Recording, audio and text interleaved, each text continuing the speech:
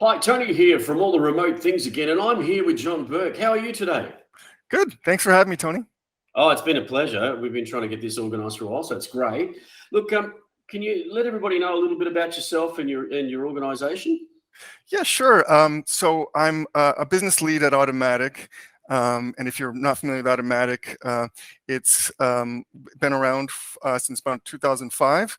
And we're been going up to about 2,000 people. Our products are in the web publishing space, so we're best known for having WordPress.com being one of our products, and our founder Matt Mullenweg was one of the co-founders of WordPress, so has been working on that. It's open source software for many of you might be using it for your websites or blogs or Me Woocommerce. particularly, yes. Yeah, cool. So yeah, I'm currently focused on our P2 product, which is the remote work product that Automatic has been using internally since almost the beginning. So it's a tool for private collaboration between teammates. Yeah, that's brilliant. Look, we'll get into the products a little bit shortly because Uh-huh. I'm sure everybody will want to hear those. And as you said, we should probably draw that little line for the audience if they're not quite sure about it. This organisation, 2005 WordPress, but the actual open source WordPress itself has been going since about 2003 or something to that effect. Correct. Yeah, our founder was created at software, but it didn't really have a business model for a couple of years. So he had a day job, and then got funded, and then he created Automatic from there. There we go. Brilliant, brilliant. That just gives a bit of preface and conversation to it. The Yeah. reason I wanted to add that was, and one of the reasons I was keen to get you on here is, we talk about how remote and hybrid is the thing of the moment, and it's been, the lightning rod of COVID and etc. You've been doing this since literally the beginning. Your tagline, I think, is a fully distributed company, right? So I think it's interesting for people to hear about how that came about and why you Yep. did it that way. Yeah, so it goes back to day one. So our founder Matt Mullenweg was working on blog software, and he was passionate about blogging. And the creator of the blog software he was using kind of just fell off the map, and the community had nowhere no software that they could update. So he basically forked the software on his own and found somebody else who was interested in working on the project with him. He was in Houston. The other person was in Ireland, I believe. So there's no business model. So neither of them was going to move to the other part of the world to work together. So they really just started collaborating using online chat, and never really having meetings or flying to see each other for anything. So once that started, they got Matt got funding, and the funder said, well, aren't you going to get an office and hire people here in San Francisco? And Matt just didn't really think it was going to work very well to do that. So he just kept doing and hiring more people. I think the other initial people came from some in the United States, but also in other parts of the world. We just kept continuing to grow like that, and kind of confounding the skeptics who really thought that you needed to have an office culture to make it work. And we just were able to hire talented people wherever they lived, and grew from there. Yeah, it's interesting because, circa 2019, 2020, it's just business as usual for yourselves, where a lot of other organizations were busy trying to figure out the how, the what, and the why of remote work. So you've been doing that quite some time. So I think there's some really good insight into the company ethos around that. What's the main themes around how you work remote? Obviously, you've got some very clear principles around that. Yeah, well, so to give you a quick sense of how I work in my day-to-day, I'm the only person on a pretty big team who actually lives in the United States. So I do have people in South America who I work with. So at least we're on rough time zones, but we only meet as a team once a week for about 45 minutes, and meet on video and live video. There's some overlap we use Slack mostly for chat, so there's some overlap during the day. But most of the work we put into our P2 product, which means it goes in there. It's kind of a summaries of what we're working on, and so when my counterpart starts the day in the Philippines or London, they can see what I did, I can see what they did, and we're not really needing to overlap. So that's one key part of it. Another one is hiring. So we put people in trials. So a developer, let's say, would do a trial for maybe a month or even longer, and part of that is to show that they can work from remotely. And if they don't, they're just not going to like that trial and kind of and give up on it. So kind of from the beginning, that's vetted. Some other things we do are we're going to our team meetup in Corsica in the Mediterranean in 2 weeks. So this will be our second meetup in the year. Usually maybe there'll be three before the pandemic. So we get together, we find a place to live in for a week, and we work on some projects together. We maybe have new teammates we get to know, or there's people who have left. So we kind of get some cohesiveness as a team. And if you do that, 4 weeks a year, it really adds up. Where you're, in an office setting, you might be, only see each other 9 to 5, but here we're together for breakfast, lunch, and dinner, and after hours. So it's just a lot of intense time together. So that's a pretty important thing as well. That's really interesting, because the hybrid sort of conversation is spanning out at the moment, and the remote versus the hybrid, and Yep. that's taking it to a different point of view. Is you're bringing it together, and that obviously then creates a lot of that, what we call the water cooler information, right? Bob who likes to raft, and you like to raft, and Yep. Mary likes, etc., right?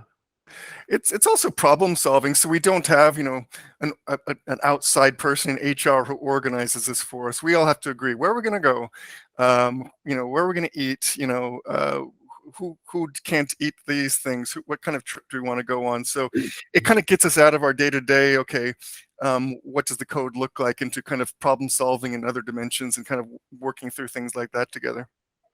No, that's excellent. Yeah, and obviously, of course, that creates a lot of um, the simpatico. So when you go back to where you came from, and you're all in the remote, it's like, oh, I just talked to you yesterday. I just saw you physically. So I think that's Yeah, a fantastic thing. absolutely. Yeah. So interestingly enough, with that, I was thinking about that when you were just saying that, because I was going to ask you what your approach to how you get everybody to join in, but also what's your sort of balance of asynchronous versus synchronous conversation? Because I can imagine in an organization of 2,000 to 3,000, I think you were saying, or Yeah. something around that, there's a lot of different meetings and things that go on. How do you work that?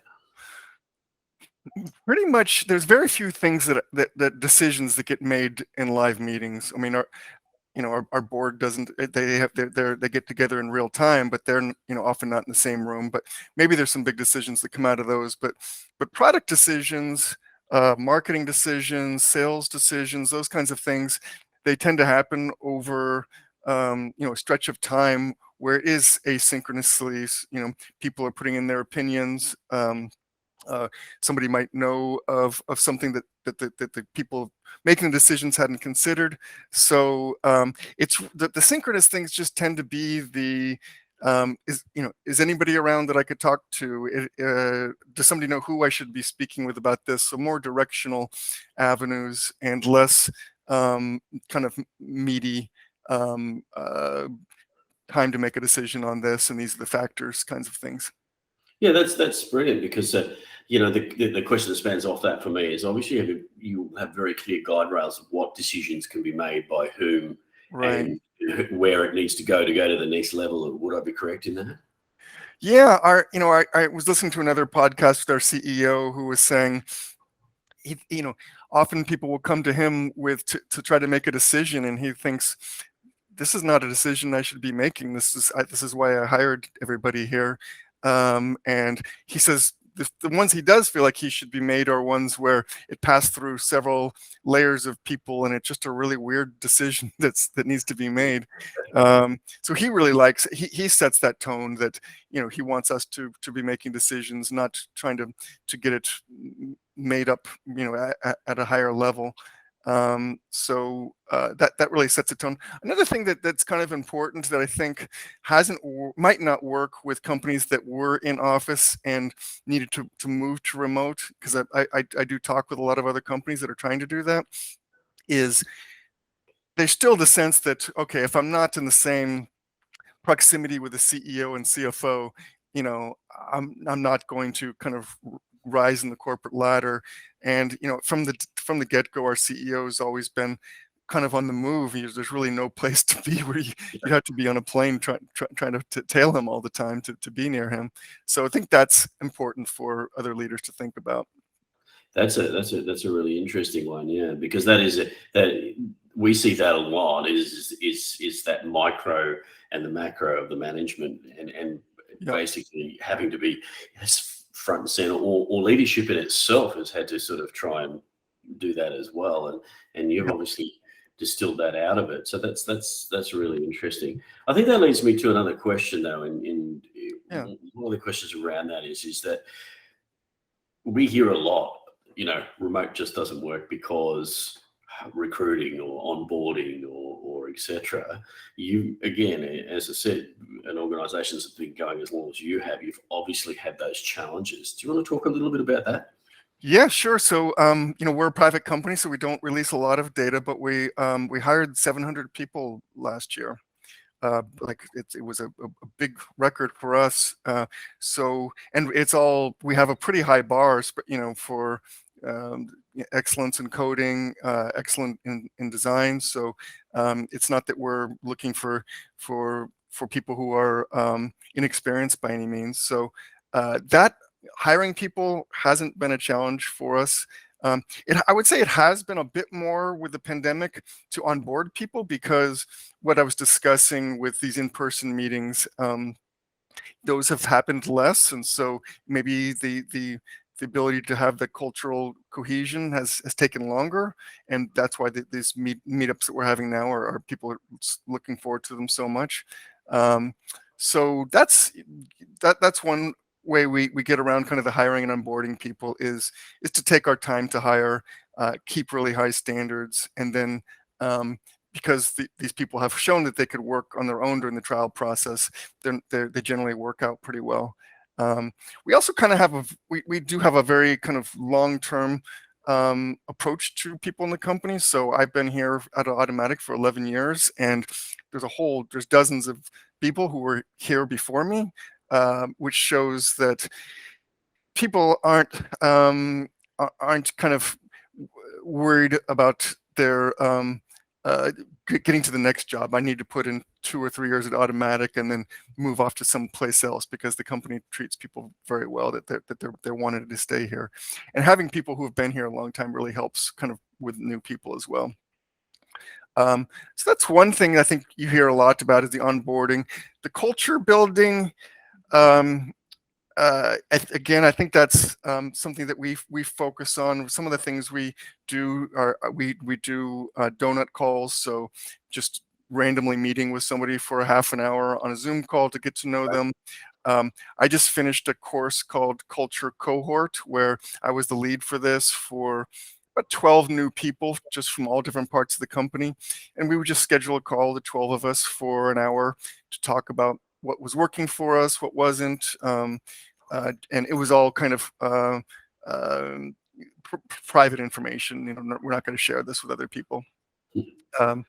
So that's, culture building is can be tougher, but we do focus on it by these kinds of random meetings that we have with people on calls, and then the meetings in person with our teammates. That's interesting. I'd like to just pick you up on that and dig a little deeper into the culture piece. Yeah. Because that is something we hear that a lot. Remote culture, it doesn't work. And how do you understand how your culture's going? How do you understand how your staff are happy or not happy? Because I'm sure you have something in train with that. That's a good question. I guess the two things that I think of first are I do a lot of interdepartmental collaboration, and I would feel that the company culture is really deteriorating if I couldn't make that work. Like if another department's saying, why do I need to spend this amount of time with this other division? They're not helping me meet my goals. So if you start to sense that there's selfishness going on, or just kind of people just focusing on their lane, then and I'm not seeing that. And I think that's because, I guess another thing that does happen is people do get moved pretty often within divisions and within teams, and that makes you think, okay, I don't want to get a bad reputation in the company because I might get moved off to another team or division where, yeah, I come bearing baggage. That's one. Another one is so as long as I've been at the company, we have been doing surveys, and it's all public, so it doesn't, and it's discussed about. And it can obviously be embarrassing. How do you rate the CEO? How do you rate your team lead? And all that information is public. So if there is a problem there, everybody in the company is going to know about it, and it's going to need to be addressed. So I don't know how common that is at other companies at this point, but it's just kind of built into automatic that we do transparency that way. Yeah, look, I think a lot of companies obviously do those surveys, but I think you just hit the key word there, transparency. And from what I hear, you said it's available to everyone, right? So you're not hiding anything. So Yep. that's the thing we talk about a lot is transparency enables those decisions that organizations need to make when they're in this kind of frame, to allow them to make those decisions expediently. Because particularly in the culture type thing, as you would imagine, if you leave it fester, it tends to get 10 times worse, right? Yep. Yeah. And part of the transparency is it names people, so it names leadership. So they're incentivized to be good leaders for their entire teams, and not just their own self and their own self worth. Yeah, that's an interesting thing. I wanted to dig a little bit deeper as well when I was listening to what you were just saying around development. So so you obviously have a leadership structure, Yep. but who's responsible for the development of the people? Yeah. I would say, first of all, the one thing that's kind of unusual, I'd say, about automatic is there isn't a leadership hierarchy that you need to go up the rungs. So there's an option if you're a developer and you don't really want to be a leader of other developers, you just like coding, or you're a designer and it's the same thing. If you say I don't want to be a leader, you're not going to be demoted in any way. Your salary might be the same as if you are leading 100 people.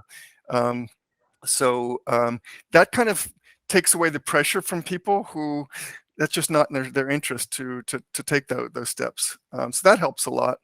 In terms of who makes the decisions on the leadership, it's everybody in the company is allowed to, or we have budget for coaching, so everybody can have time with a coach whose job it is, whose role it is to help you to decide how you're going to advance your career. So I've never had that before, and that's a really nice thing to help.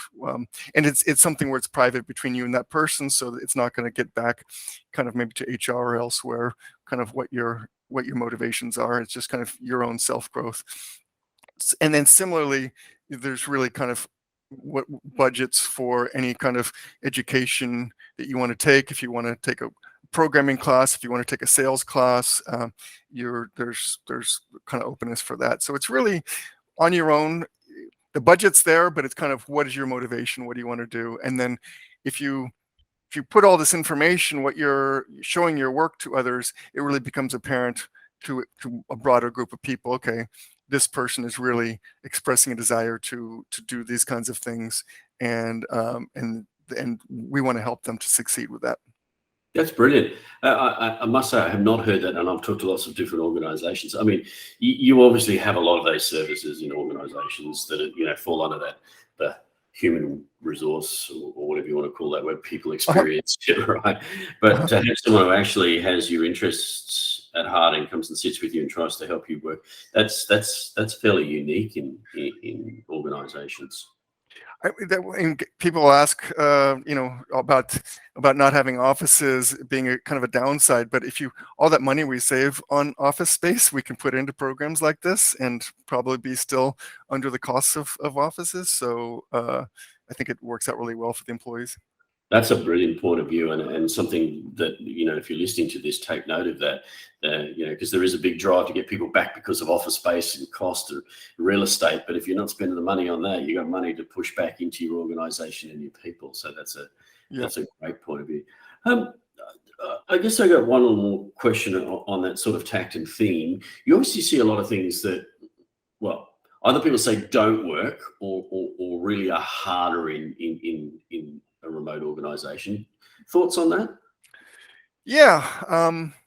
I think one thing, just following people who are wanting people to go back to the office, one thing I've been seeing a trend lately is that I think it was a newspaper article, an editorial about this that I read, that if you're not in the office, you're not going to have those mentors who are going to, you're going to meet at the cafeteria or after work, who, because you befriend them, they're going to want to help you in your career.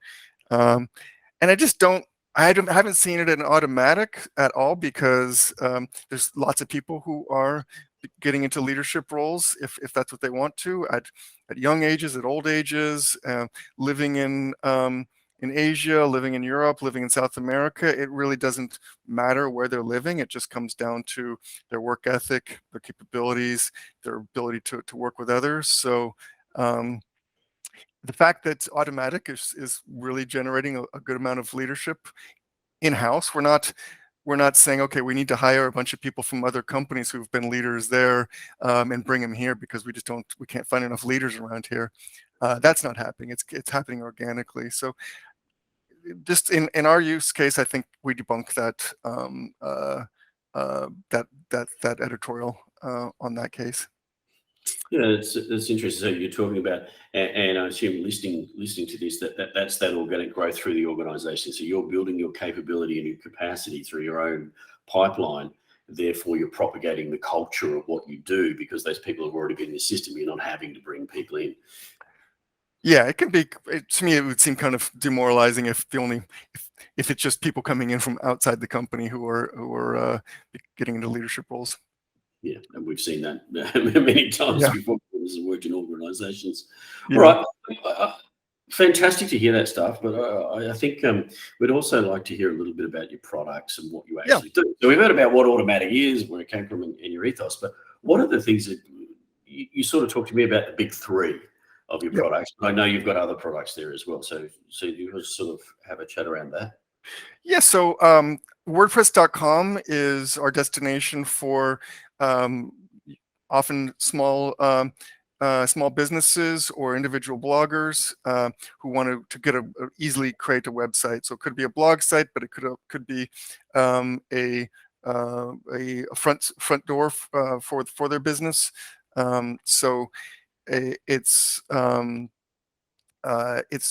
this rapidly growing subscription-based business that we've had. I think it was actually our second business, but it was kind of built from the beginning. And then some years later, we launched an enterprise business, since that's WordPress VIP. So this is also a hosting business, but it's it's larger companies. So we have Facebook sites, we have Microsoft sites, a lot of the major media companies we host. I think 538 is the kind of the New York Times site, if I'm remembering the numbers right, that during elections just really gets a lot of traffic. So that's when we host.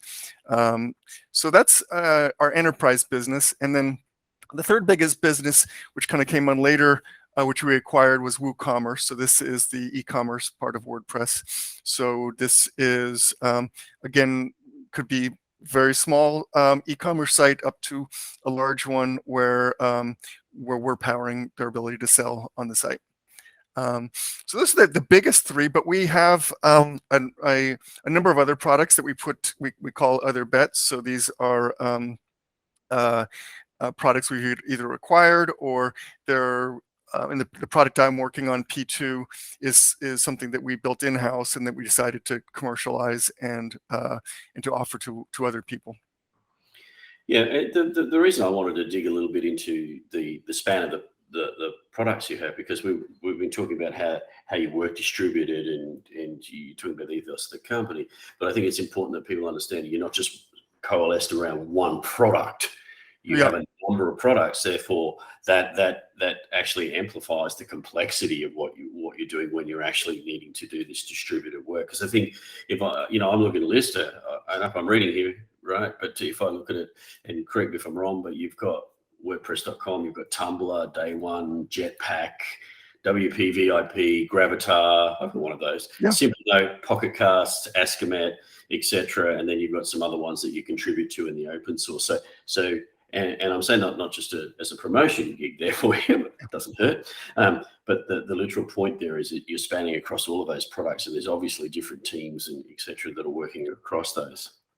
Yeah, I like the way our CEO describes it. The structure here, it's a fractal design. So you have Automatic is one fractal, but then WordPress.com has its own leadership team that's different from the Automatic leadership team, and it can operate on its own. So if it wanted to be separate and be completely different, it wouldn't be a big major decoupling because it can do its own work.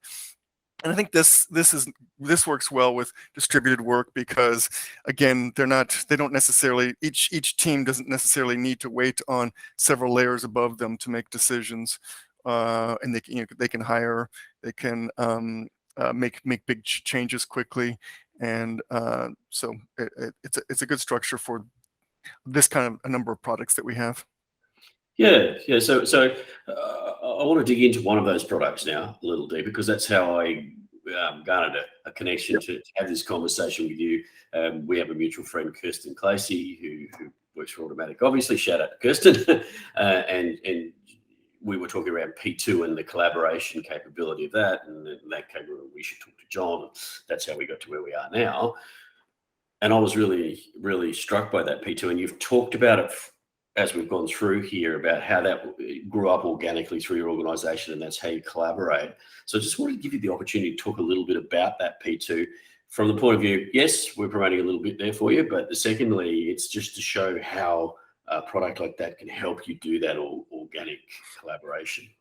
Yeah, thank you. So I've been using P2 since I started at the company, and it started as one internal website. So internal meaning it's private. You need to log in. You couldn't kind of just wander your way into it. But it is, it started off as a way for people on different time zones to share what they're working on, to ask questions, to introduce each other. And now that we're up to 2,000 people, there's just a huge variety of P2. So it might help if I just give you some examples to picture how we use it. So if we're going to hire somebody or we put them on trial, we're going to create a P2 for that person, and their hiring manager, might be a team of people, will give them their assignment. This is what you're going to be working on in the trial, and maybe this person's number of time zones away. They can come back in and in comments say, "I don't quite get that. Can you answer these questions?" So it's asynchronous, kind of back and forth between the hiring manager and the people being hired. So that's one example. Let's say this going through the life cycle. Let's say this person does get hired.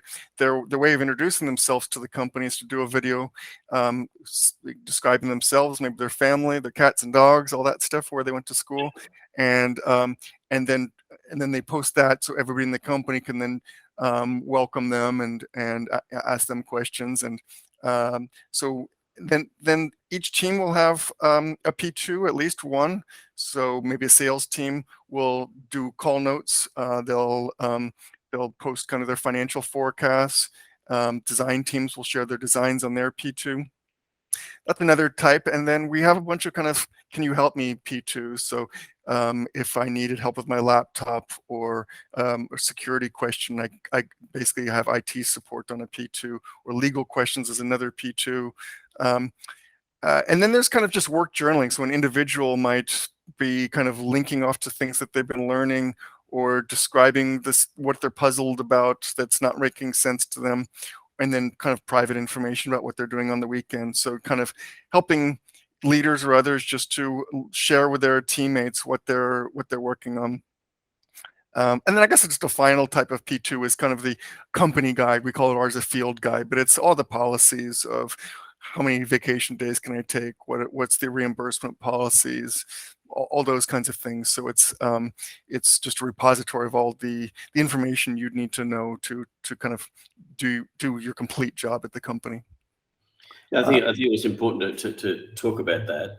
Sorry, I interrupted you, Yeah. giving some more of it, but it's important to talk about that because it's just showing how you're asynchronous versus your synchronous that we were talking about before, how you're spanning that across. And you were about to say something, John. I was just going to say, when I do talk with a lot of other companies about it, and it's a different space. Where, imagine a CEO needs to make an announcement about quarterly earnings or something like that.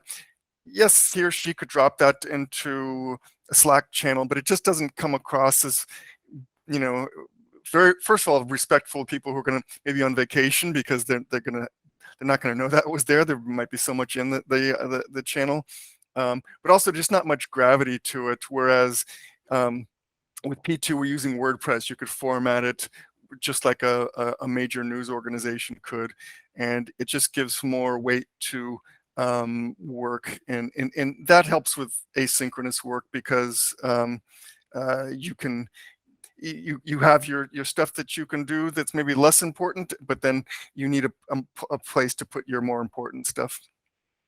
Yeah, it strikes me as it's an internal community platform is the way I Yeah, tend to look at it. that's a Yeah, great way of putting it. Yeah. yeah. So and interesting that is a product that you do, because if people are hearing about this product, that is a product that they are able to actually purchase as well, right? It's not just internal to your organization. Yeah, so you can go to wordpress.com/P2, and we have a free version, we have a paid version, and then we started hosting P2 on VIP as well. So for enterprises, there's an enterprise level P2. Excellent. Look, we're really close to the end of our time, so it's been fantastic to have you on. This is the bit where I ask you, how does anybody get in touch with yourself or with the organization if they want to delve a bit deeper into anything that we've talked about today? Yeah, we do. I mean, if we do have a form on wordpress.com/P2, so I'll see that if anyone wants to write there. So that might be the best way to get in touch. Brilliant. Look, fantastic to have you on all the remote things. Yeah, thank If you. you're listening to this cast out there at the moment, don't forget, like, subscribe, amplify. Help us, get this out to everybody that we possibly can. We've got a remote AF community now. You can find that on our website. It'd be great to have you join our community. Remember, all the remote things for all things remote. Jon Burke, it's been fantastic having you on all the remote things. Yeah, thanks, Tony. Appreciate it. It's been fun.